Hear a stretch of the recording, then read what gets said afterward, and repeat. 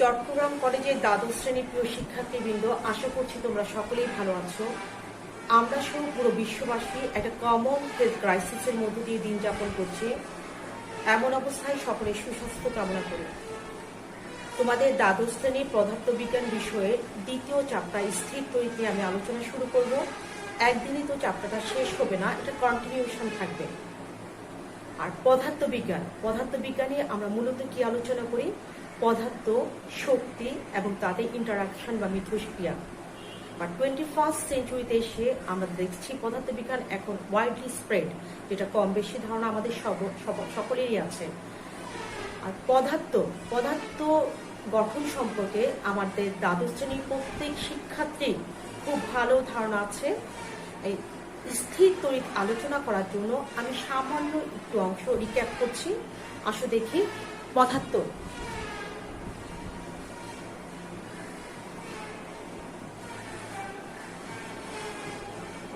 এই পদার্থের সবচেয়ে টাইনি বা ক্ষুদ্রতম একটা অংশকে আমরা কি বলি?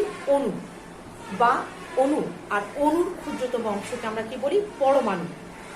পরমাণু বা অ্যাটম।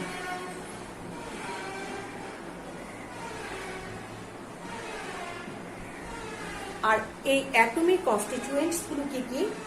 ইলেকট্রন, প্রোটন এবং নিউট্রন। আমি সংক্ষেপে লিখছি: ইলেকট্রন, প্রোটন, নিউট্রন।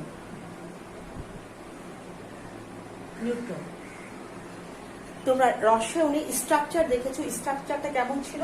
অনেকটা এরকম।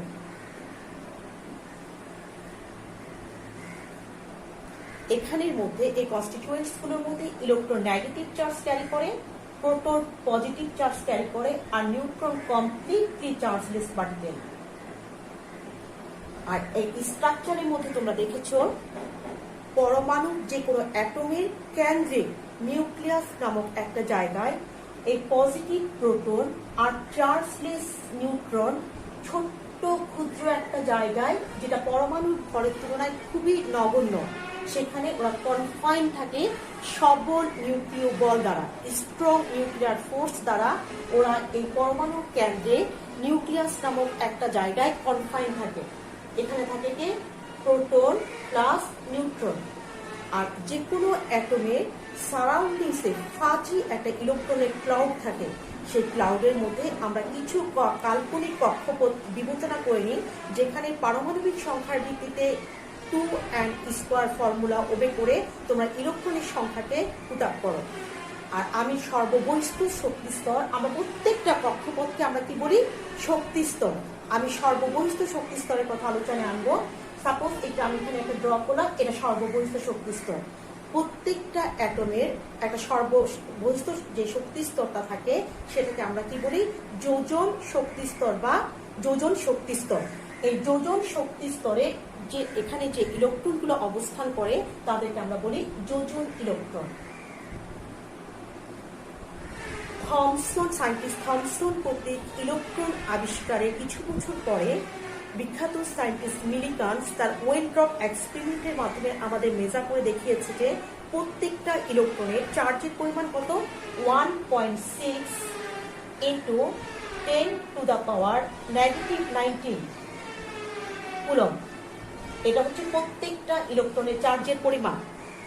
আর প্রকৃতিতে যতগুলো মেঘা বা অবজেক্টস আমরা দেখি, প্রত্যেকটা পদার্থেরই এই ইলেকট্রনের সংখ্যা আর এই প্রোটনের সংখ্যা কি থাকে? ইকুয়াল থাকে। ইলেকট্রনের সংখ্যা প্রকৃতিতে অবজেক্টগুলোর মধ্যে ইলেকট্রনের সংখ্যা আর প্রোটনের সংখ্যা কোনো ইন্টারাকশন না হলে ইলেকট্রনের সংখ্যা আর প্রোটনের সংখ্যা অলওয়েজ ইকুয়াল থাকে। যদি কোনো কারণে এটা ইমব্যালেন্সড হয়ে যায়, ইট মিনস ইলেকট্রন আর প্রোটনের সংখ্যা কোনো পদার্থে ইমব্যালেন্সড হয়ে যায়, তখনই আমরা স্থির তড়িতের কনসেপ্ট পাই। এটা ইমব্যালেন্সড হয়ে গেলে কি পাই আমরা? স্থির তড়িৎ। কিভাবে হয়? তোমরা রসায়নে দেখেছো, দুটো পদার্থ যখন পরস্পর ইন্টারঅ্যাক্ট করে তখন পদার্থের গঠনগত ধর্মের সম্পূর্ণ পরিবর্তন হয়, কিন্তু স্থির তড়িতে তেমন কিছু হয় না। আমরা দেখি কি হয়।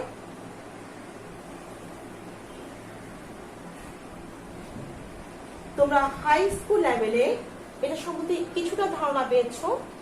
এখানে এটা ব্যাখ্যা করার জন্য আমি একটা কমন উদাহরণ নিচ্ছি। সাপোজ শুকনো দুটো কাঁচের গ্লাস নিলাম,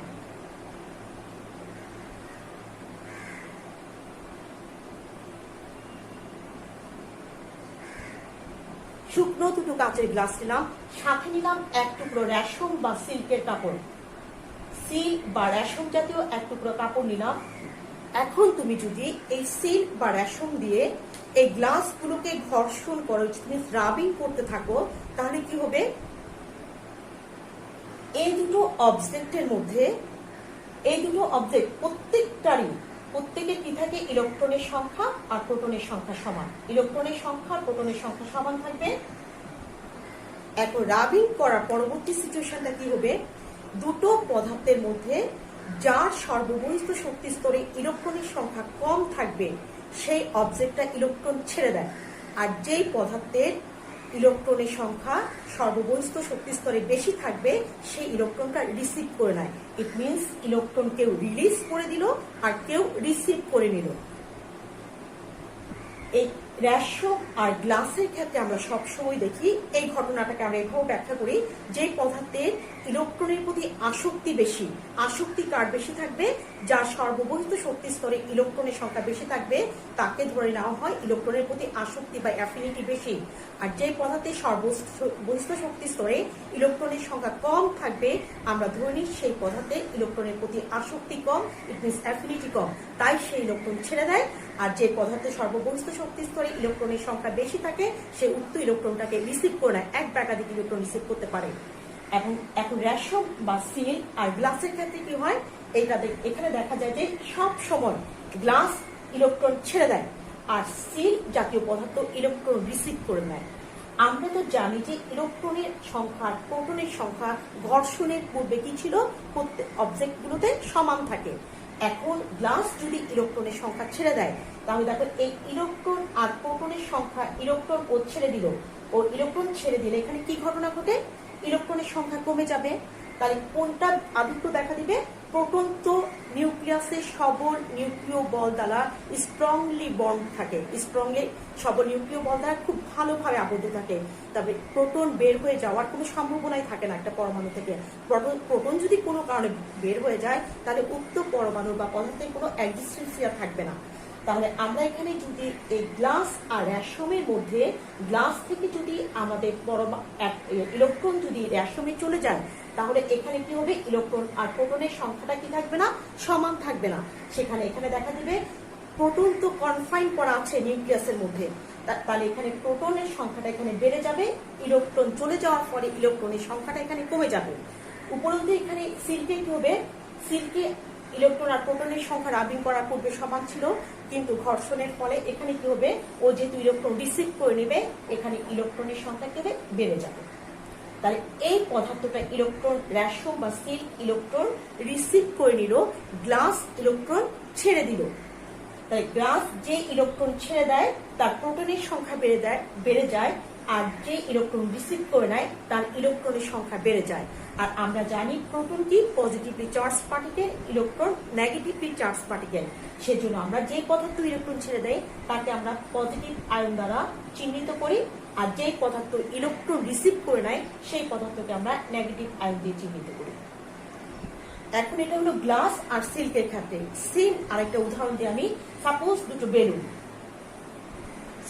বেলুন নিলাম, এই দুটো বেলুনকে আমি এক টুকরা ফার বা উল জাতীয়, এটা এখন কি নিলাম? আগে রেশম বা সিল্ক জাতীয় কাপড় নিয়েছিলাম, এখন ফার আঁশযুক্ত কোনো কাপড় বা উল জাতীয় কোনো কাপড় নিব।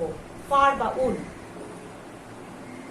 বা উল জাতীয় কোনো কাপড় নিয়ে আমি যদি এই বেলুনগুলোকে ঘষতে থাকি তখন দেখা যাবে যে এখানে দুটো বস্তুর মধ্যে যার ইলেকট্রনের প্রতি আসক্তি বেশি, ইট মিনস যার সর্ববহিষ্ঠ শক্তি স্তরে ইলেকট্রনের সংখ্যা বেশি থাকবে সেই ইলেকট্রন রিসিভ করে নেবে। ইলেকট্রন রিসিভ করার পূর্বে এখানে দেখো এই পদার্থেরও ইলেকট্রন আর প্রোটন সংখ্যা সমান, বেলুনেরও ইলেকট্রন আর প্রোটন সংখ্যা সমান, এই বেলুনেরও ইলেকট্রন আর প্রোটন সংখ্যা সমান। এখন ফার বা উল জাতীয় কাপড় দিয়ে ঘর্ষণের কারণে হয় আমাদের সিল্কের তুলনায় ফার দুটো ভিন্ন ধর্মী পদার্থ। এখানে ছিল কাঁচের গ্লাস আর এখানে হচ্ছে রাবারের বেলুন। এই দুটো বস্তুর ঘর্ষণের ফলে বা রাবিং করার ফলে কি হয়? সব সময় এই প্লাস্টিক জাতীয় পদার্থের ইলেকট্রনের প্রতি আসক্তি বেশি থাকে, তাই সে ফার বা উল জাতীয় কাপড় থেকে ইলেকট্রন রিসিভ করে নেয়। আর যে ইলেকট্রন রিসিভ করে নেয় তার ইলেকট্রনের সংখ্যা বেড়ে যায়, তাই সে কি হয়, নেগেটিভলি চার্জ হয়। আর যে ইলেকট্রন ছেড়ে দেয় সে কি হয়, তার প্রোটনের সংখ্যা বেড়ে যায়, সে কি হয়, পজিটিভলি চার্জ হয়। তাহলে আমরা নিশ্চয়ই বুঝতে পারছি এখানে পদার্থের গঠনগত ধর্মের কোনো পরিবর্তন হবে না, শুধুমাত্র ইলেকট্রনের ট্রান্সমিশনের কারণে বস্তুদ্বয় ধনাত্মক চার্জ অথবা ঋণাত্মক চার্জে চার্জিত হবে। এই ঘটনাটা এখন কি হলো, এই ঘটনায় ইলেকট্রন আর প্রোটনের সংখ্যা আমরা সমান দেখতে পাচ্ছি না। কোনো পদার্থে ইলেকট্রনের সংখ্যা বেড়ে গেল আর অন্য পদার্থে ইলেকট্রনের সংখ্যা কমে গেল। প্রোটনের এক্সচেঞ্জ হয়নি, শুধুমাত্র এক্সচেঞ্জ হয়েছে ইলেকট্রনের। কেউ রিলিজ করে দিছে, কেউ রিসিভ করে নিছে। এখন দেখো ইলেকট্রন ট্রান্সফারের কারণে এই অবজেক্ট দুটো এবং নির্মীর অবজেক্ট দুটো তারা পরস্পর চার্জিত হয়ে গেল। তাহলে চার্জ বা আধান জিনিসটা কি? এই চার্জ বা আধান কি? চার্জ বা আধান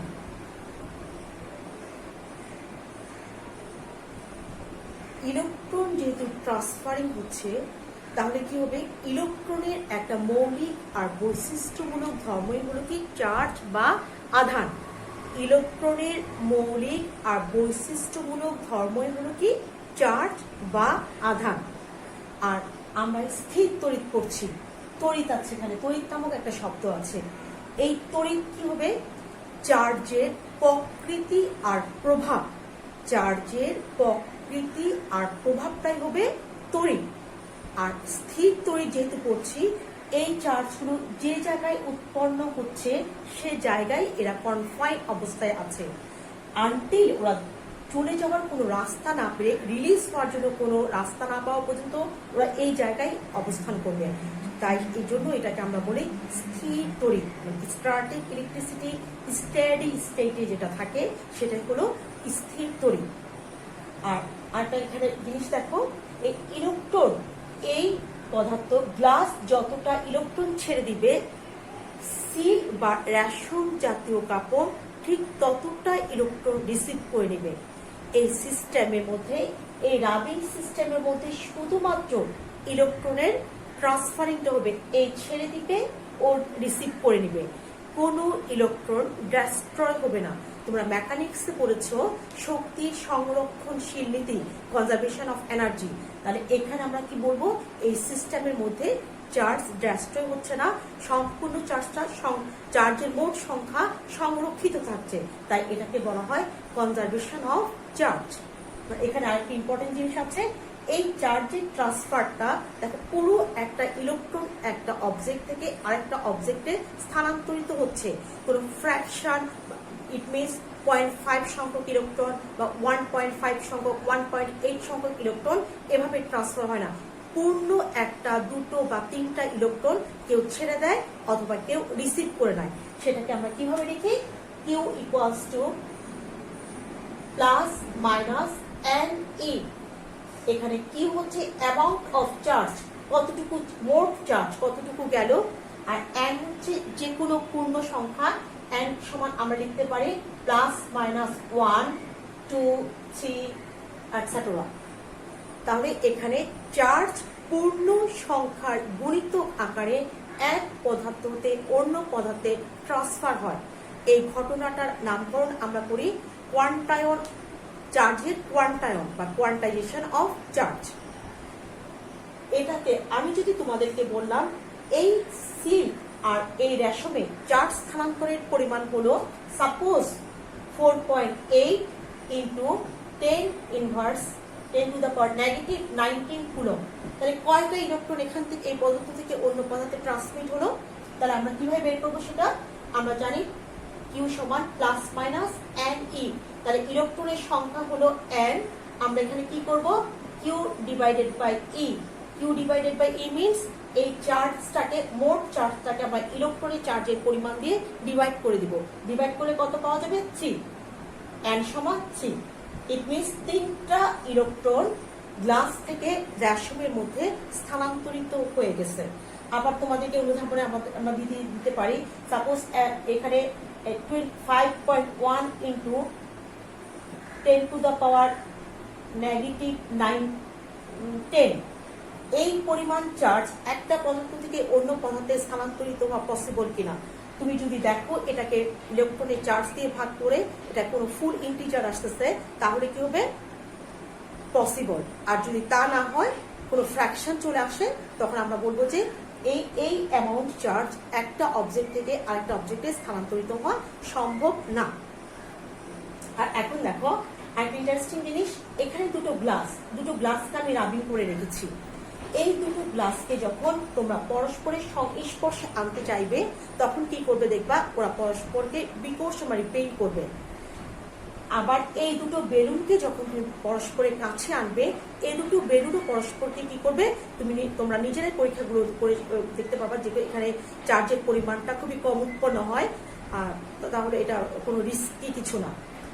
আর এই বেলুন দুটোকে যখন পরস্পরে আমরা সংস্পর্শে আনতে চাইবো, তখন দেখবো যে এরাও পরস্পরকে কি করবে, রিপেল মিনস বিকর্ষণ করবে।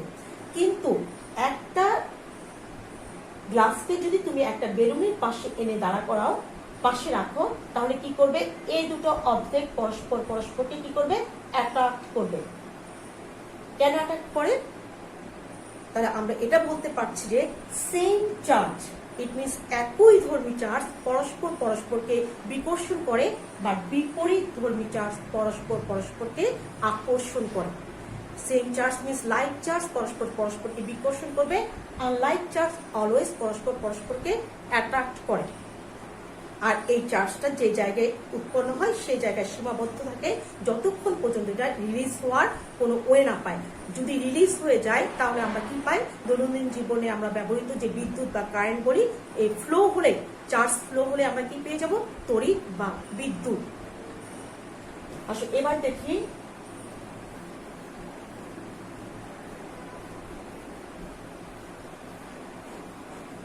এখন একটা বেলুন কিভাবে চার্জিত হয়েছিল, নেগেটিভলি চার্জিত হয়েছিল। এই বেলুনটাকে যদি তুমি একটা নিউট্রাল ওয়ালের পাশে রাখো, নিউট্রাল ওয়ালের কাছে আনলা, এই বেলুনটাকে একটা নিউট্রাল ওয়ালের কাছে আনো, নিউট্রাল ওয়ালের কাছে আনলে দেখতে পাবে যে এটা এখানে stick, they will be cling together, it means এটা এখানে স্টিক হয়ে বসে থাকবে। কেন স্টিক হয়ে বসে থাকে? ও যেহেতু নেগেটিভ চার্জ ক্যারি করছে, আর ওয়ালে কি আছে, এখানে ওয়ালে ইলেকট্রন আর প্রোটনের সংখ্যা কি ছিল, সমান। তুমি বেলুনকে যখন ওয়ালের কাছে আনবা, তখন ও কি করবে, এখানে ইলেকট্রন গুলোকে রিপেল করে দূরে সরিয়ে দিবে, তখন এটার সাথে স্টিক হয়ে বসে থাকে। এটা হচ্ছে সাধারণ একটা উদাহরণ। আর আমরা তোমরা একাদশ হাই স্কুল ল্যাবে অনেক মজার উদাহরণ দেখেছো। এখন দেখো, কার্পেটের উপর দিয়ে, আমাদের অনেকের বাসায় কার্পেট আছে, কার্পেটের উপর দিয়ে হেঁটে গিয়ে আমাদের হিউম্যান বডি কন্ডাক্টর, আমরা কার্পেটের উপর দিয়ে হেঁটে গিয়ে যখন দরজার নবকে টাচ করি, তখন ইলেকট্রনগুলো রিসিভ করা কার্পেট থেকে আমাদের হিউম্যান বডি ইলেকট্রন রিসিভ করে নেয়। সেই চার্জটা আমাদের বডিতে থাকে, যতক্ষণ পর্যন্ত এটা রিলিজ না হয়ে থাকবে ততক্ষণ এটা বডিতে থাকবে। তুমি যখন দরজার নব টাচ করবা, তখন ইলেকট্রনগুলো কি করবে, দরজার নবে যাবে, তুমি একটা ধাক্কা বা শক খাবা, এটাকে আমরা বলি শক, স্ট্যাটিক শক। অর্থাৎ তুমি কোনো মানুষ আসলো, কোনো গেস্ট আসলো, তুমি তাকে টাচ করলো, সে একটা ধাক্কা খাবে। নিশ্চয়ই ওই ধরনের কিছু করতে যাব না আমরা।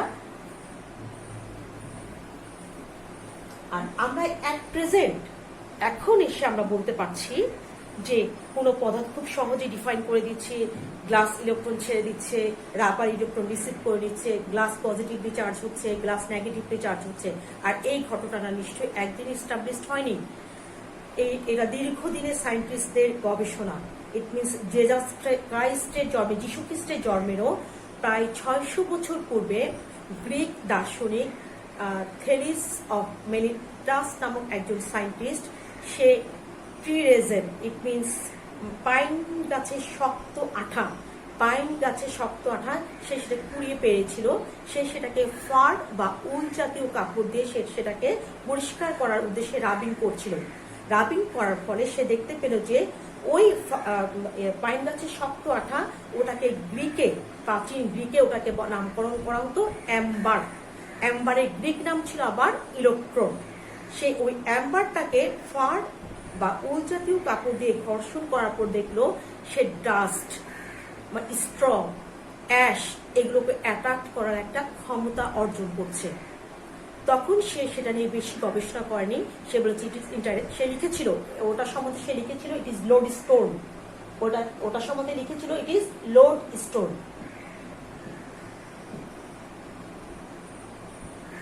লোডস্টোন মিন্স ম্যাগনেটিক গুণ সম্পন্ন কোনো একটা অবজেক্ট। সে ধারণা করেছিল এটা ম্যাগনেটিক গুণ সম্পন্ন কোনো একটা অবজেক্ট। এটা নিয়ে দীর্ঘদিন আর কোনো গবেষণা হয়নি। 1600 সালের দিকে সে রানী এলিজাবেথের গৃহ চিকিৎসক ডক্টর উইলিয়াম গিলবার্ট সে দেখিয়েছে শুধু অ্যাম্বার ওই পাইন গাছের শক্ত আঠা না, প্রকৃতিতে আমাদের অনেক অবজেক্টই আছে যাদেরকে রাবিং করা হলে তারা অন্য বস্তুকে আকর্ষণ করার ক্ষমতা অর্জন করে। সে তখন এটাকে ম্যাগনেটিক বস্তু বলে এটাকে আখ্যায়িত করে এবং ম্যাগনেট সম্বন্ধে অনেক বিশাল গবেষণা করে, অনেক বই লিখে। যেহেতু আমাদের ম্যাগনেট বিষয়বস্তু না, আমরা ওদিকে যাচ্ছি না। এরপর 1700 সালের দিকে এসে এটার অনেক ব্যাপক পরিবর্তন সাধিত হয়। ব্যাপক পরিবর্তনের মধ্যে আমাদের এর মধ্যে 1700 সালে অনেক সায়েন্টিস্ট এটা নিয়ে গবেষণা করে। তার মধ্যে তোমাদের বইতে চার্লস এফ ডুফে নিয়ে এসেছে। সে কি করেছে, অনেকগুলো অবজেক্টকে নিয়ে দুটো ক্যাটাগরিতে ডিভাইড করেছে। ক্যাটাগরিতে ডিভাইড করে একটা গ্রুপের নামকরণ করেছে ভিট্রিয়াস, আরেকটা গ্রুপের নামকরণ করেছে রেসিনাস। সে দেখিয়েছে যে দুটো ভিন্ন গ্রুপ থেকে পদার্থ নিয়ে কাছে আনা হলে ওরা পরস্পরকে অ্যাটাক করে, বাট সেম গ্রুপের পদার্থগুলো পরস্পরকে রিপেল করে। তাহলে এর মধ্যে থমাস ব্রাউন, তিনিও স্থির তড়িৎ নিয়ে কিছু গবেষণা করেছে, অনেক কিছু লিখেছে, অনেক আর্টিকেল এসেছে, অনেক টপিক এসেছে। আর সেটার আমূল পরিবর্তন বলতে যেটা বুঝি, স্থির তড়িতে আমূল পরিবর্তন। আর আচ্ছা, স্থির তড়িতে আমূল পরিবর্তনকে এনেছে বেঞ্জামিন ফ্র্যাঙ্কলিন নামক একজন বিখ্যাত সায়েন্টিস্ট। সে তার বিখ্যাত কাইট ফ্লাইং এক্সপেরিমেন্টের মাধ্যমে আমাদের এই যে চার্লস এফ ডুফে এই দুটা গ্রুপে নামকরণ করে গিয়েছিল, ভিট্রিয়াস আরেকটাকে রেসিনাস। তার কাইট ফ্লাইং এক্সপেরিমেন্ট সম্পূর্ণ হওয়ার পর সে আমাদেরকে নির্ধারিত করে দেয় একটা গ্রুপ হলো পজিটিভলি চার্জ যুক্ত আর একটা গ্রুপ হলো নেগেটিভ চার্জ যুক্ত। এই পজিটিভ চার্জ যুক্ত অবজেক্টগুলোকে সেই নামকরণ করে পজিটিভ চার্জ বা ধনাত্মক আয়ন, আর নেগেটিভ চার্জ যুক্ত অবজেক্টগুলোকে সে নাম করে রেসিনাসকে নামকরণ করে সে নেগেটিভ চার্জ বা ঋণাত্মক আয়ন। আর তার কাইট ফ্লাইং এক্সপেরিমেন্ট করে সে থান্ডারস্টর্ম, যেটা আমরা সবাই সচরাচর দেখি, সে খুব ভালোভাবে এক্সপ্লেন করেছে। প্রাচীনকালে আমরা বিলিভ করতাম কোনো এলাকার প্রতি যখন সৃষ্টিকর্তা ডিসপ্লেসড হয় সেখানে থান্ডারস্টর্ম দেখা যায়। বা এখন এই 21শ শতাব্দীতে এসে আমরা, যদিও এখন পর্যন্ত ব্যাপারটা কিছুটা মিস্টিরিয়াস, তারপরেও বেঞ্জামিন ফ্র্যাঙ্কলিন বলেছিল আমাদের পৃথিবীর বিভিন্ন জায়গা থেকে কন্টিনিউয়াসলি আমাদের সাগর, নদী, নালা, খাল, বিল, পুকুর অনেক কিছু আছে, কন্টিনিউয়াসলি ইভাপোরেশন হচ্ছে। ইভাপোরেশনের ফলে বাষ্পগুলো কোথায় চলে যাচ্ছে? গ্রাজুয়ালি আপার লেভেলে চলে যাচ্ছে। আর আমরা ছোটবেলায় সবাই পানি চক্র পড়েছি, আপার লেভেলটা বায়ুর উপরের স্তরটা অপেক্ষাকৃত কম টেম্পারেচারে, তো ওখানে গিয়ে এগুলো কি হয়, কনডেন্স বা ঘনীভূত হয়ে যায়। যখন এই প্রসেসটা কন্টিনিউ চলতে থাকে তখন এই ক্লাউডগুলো প্রথমে ছোট আকার হয়, এরপরে গ্রাজুয়ালি এটা কি হয়, বড় আকার হতে থাকে। আর বড় হয়ে গেলে বিভিন্ন স্থানে অনেক ক্লাউড ফর্ম করে। ক্লাউডগুলো কি করে, রোলিং আপ যখন করে, ওদের টার্বুলেন্ট মোশনের মাধ্যমে একজন একজনের সাথে ব্যাপক ঘর্ষণ হয়। ঘর্ষণের কারণে আমরা জানি মেঘগুলো কি ওয়াটার ড্রপলেটস, ইট মিনস পানিকণা। আর পানি কনস্টিটিউয়েন্টস তোমরা জানো যে কি H2O, ইট মিনস একটা পজিটিভ আয়ন আর একটা নেগেটিভ আয়ন থাকে। আর অপেক্ষাকৃত ভারী আয়ন ওদের কলাইডিং এর কারণে, ক্লাউড টু ক্লাউডের কলাইডিং এর কারণে কি হয়, এই ক্লাউডের মধ্যে ভারী পজিটিভ আয়নগুলো উপরে চলে যায় আর ঋণাত্মক আয়নগুলো অপেক্ষাকৃত লেস মাস বিধায় এগুলো নিচে চলে আসে। ম্যাক্সিমাম এই থান্ডারস্টর্মগুলো ক্লাউড টু ক্লাউড, যেটা আমাদের কাছে অবশ্যই ফ্রাইটেনিং। তো ক্লাউড টু ক্লাউডও হয়, আবার ক্লাউড টু আর্থও হয়। এই আর্থে ওরা কিভাবে চলে আসে, বাই এনি ওয়ে ওরা যদি কোনো রাস্তা পেয়ে যায় ওরা কি করে, গ্রাউন্ড থেকে ইলেকট্রনকে রিপিল করে দূরে সরিয়ে দেয়, আর এখানে পজিটিভ চার্জের আধিক্য দেখা দেয়, তখন এসে ওরা কি করে, গ্রাউন্ডে হিট করে। আর আমরা জানি একদম এই থান্ডারস্টর্মগুলো সব সময় যে কোনো উচ্চ দালান সুউচ্চ গাছ হাইস্ট পিকে গেলে ওরা সবসময় হিট করতে চেষ্টা করে। এই জন্য এটা থেকে সুরক্ষা পাওয়ার জন্য আমাদেরকে বেঞ্জামিন ফ্র্যাঙ্কলিন একটা লাইটনিং রডটা একদম যে কোনো অ্যাপার্টমেন্ট অথবা সুউচ্চ দালানের একদম হাইস্ট পিকে অ্যাডজাস্ট করা থাকে, যেটা একটা তার দিয়ে গ্রাউন্ড একটা রডের সাথে অ্যাটাচ করা থাকে। যখন কোনো স্টর্ম যদি ওখানে আঘাত করে থান্ডারগুলো, তখন এই অতিরিক্ত ইলেকট্রনগুলো ছুটে আসে, ইলেকট্রনগুলো ওই হাইস্ট পিকের লাইটনিং রডটাকে আঘাত করে, ওরা এই তার হয়ে ওরা গ্রাউন্ডে চলে আসে। আর আমরা জানি পৃথিবীটা ইলেকট্রনের জন্য একটা বিশাল সোর্স অথবা সিঙ্ক। এখান থেকে যত ইলেকট্রন সে রিসিভ করে তার কোনো পরিবর্তন হয় না। এখান থেকে যত ইলেকট্রন নেওয়া হয়, ইলেকট্রনের কোনো তারতম্য হবে না। পৃথিবীর ইলেকট্রন সংখ্যা কখনই পরিবর্তন হয় না। বেঞ্জামিন ফ্র্যাঙ্কলিনের পরে আমাদের এটা কোয়ান্টিটেটিভ একটা মেজারমেন্টের পরিমাণ আসে, যে দুটো চার্জ পরস্পরকে কি পরিমাণ বল দ্বারা পরস্পরকে আকর্ষণ অথবা বিকর্ষণ করে। আমরা তো জেনেছি দুটো সমধর্মী চার্জ পরস্পরকে অ্যাট্রাক্ট করে, আর দুটো বিপরীতধর্মী চার্জ পরস্পরকে রিপেল বা বিকর্ষণ করে। এই কোয়ান্টিটেটিভ মেজারমেন্টটা আমাদের কাছে খুব সুন্দরভাবে উপস্থাপন করেছে সায়েন্টিস্ট চার্লস অগাস্টিন দা কুলম্ব। সে দেখিয়েছে সাপোজ দুটো চার্জ আমরা নিলাম, একটা চার্জ Q1 আর একটা চার্জ Q2। এরা এটাও তোমরা হাই স্কুল লেভেলে পড়েছো।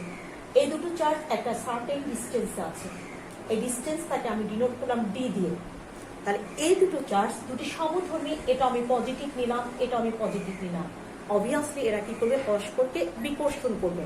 তো এই বিকর্ষণ বলের পরিমাণটা কত হবে, আমরা পড়ে এসেছি কি এই বিকর্ষণ বলের পরিমাণ হবে চার্জ দুটির গুণফলের সমানুপাতিক, কিন্তু দূরত্বের বর্গের ব্যস্তানুপাতিক। আর এই প্রপোর্শনাল সাইনটাকে উইথড্র করে নিলে আমরা এখানে কি দিতে পারি, ইকুয়াল সাইন দিয়ে যে কোনো একটা ধ্রুবক দিতে পারি। এখানে আমাদের ধ্রুবকটাই ইম্পর্টেন্ট। এটা অনেকটা অ্যানালোগাস কার সাথে, তোমরা মেকানিক্সে পড়েছো নিউটনের মহাকর্ষ সূত্র। নিউটনের মহাকর্ষ সূত্র তোমরা কি পড়েছো, দুটো মাস M1 আর M2 দুটো ভরের বস্তু নিয়েছো, এদেরকে নির্দিষ্ট দূরত্বে রেখে দেখেছো যে তোমরা এখানে কি আসছে, F equals to G M1 M2 divided by D²। এখানে এই দুটো সূত্র অনেকটা অ্যানালোগাস, ঠিক না? কিন্তু এখানে মূল ডিফারেন্সটা হলো কি, এটাও তোমাদের বইতে একটু করে এসছে, এখানে এই কনস্ট্যান্টটা, এই জিটা হলো ইউনিভার্সাল কনস্ট্যান্ট, ইট মিনস সার্বজনীন ধ্রুবক বা বিশ্বজনীন ধ্রুবক। এই তুমি পৃথিবীর যে কোনো প্রান্তে এই পরীক্ষাটা দুটো অবজেক্টের মধ্যে মহাকর্ষ বল যখন মেজার করবা, তখন এটার এই জিটা কোনো ইফেক্ট করবে না। সব জায়গায় ক্যাভেনিস কর্তৃক যে মানটা আমাদেরকে নির্ধারণ করে দিচ্ছে, সেই মানটা কনস্ট্যান্ট থাকবে। বাট এখানে এই কুলম্ব বল, এই কুলম্বের বিকর্ষণ বা আকর্ষণ বল নির্ণয় করার জন্য আমাদের এই ধ্রুবকটার মান অনেক বেশি ইম্পর্টেন্ট। দুটো সমধর্মী চার্জ পরস্পরকে বিকর্ষণ করে, দুটো বিপরীতধর্মী চার্জ পরস্পরকে আকর্ষণ করে। তাই তোমাদেরকে আমরা যদি প্রশ্ন করি কুলম্ব বল কি, তাহলে আমরা বলবো যে বল দ্বারা দুটো সমধর্মী চার্জ পরস্পরকে বিকর্ষণ করে এবং দুটি বিপরীতধর্মী চার্জ পরস্পরকে আকর্ষণ করে, সেটাই হলো কি কুলম্ব বল। এখন দেখো এই কেটা সম্পূর্ণভাবে ডিপেন্ড করে তুমি কোন মাধ্যমে এই দুটো চার্জের মধ্যকার আকর্ষণ বা বিকর্ষণ বল পরিমাপ করবে। এটা পানি হতে পারে, বায়ু হতে পারে, শূন্য মাধ্যম হতে পারে। শূন্য মাধ্যম বলতে আমরা কি বুঝি, যেখানে কোনো কিছু নেই মিনস বায়ু নেই, পানি নেই, কোনো পদার্থ উপস্থিতি নেই। আর এই মানটা শূন্য মাধ্যমে কে এর মানটা আমরা 1 ধরে নিই, বায়ু মাধ্যমে 1.00005, ইট মিনস অ্যাপ্রক্সিমেট 1। আর ওয়াটারে ধরে নিই আমরা কত 80, তা সোডিয়াম ক্লোরাইডে ধরে নিই আমরা 8, গ্লাসে ধরে নিই 5.01 অ্যাপ্রক্সিমেট, এই মানগুলো ধরে নিই। তাহলে আমাদের এই কুলম্ব বলের মানটা চার্জ দুটোর কোয়ান্টিটি এবং মধ্যবর্তী দূরত্ব ছাড়াও এই কনস্ট্যান্টটার উপরে কি হয়, হাইলি ইনফ্লুয়েন্সড হয়। এই কনস্ট্যান্টটা তাহলে আমরা কোন মাধ্যমে পরীক্ষাটা করছি এটা আমাদের কাছে অনেক বেশি ইম্পর্টেন্ট। নেক্সট ক্লাসে আমি এটা নিয়ে ডিটেলস আলোচনা করব। আজকে এই পর্যন্ত রাখি। সাইক্লিক প্রসেসে এই তোমাদের এই ক্লাসগুলো তোমাদের কাছে পৌঁছাবে বিধায় আর এটা ডাউনলোড করতে একটু হয়, বেশি ল্যান্দি হয়ে গেলে ডাউনলোড করতে একটু সমস্যা হয়। তোমরা সুস্থ থাকো, অবশ্যই পরবর্তী ক্লাসে দেখা হবে। আল্লাহ হাফিজ।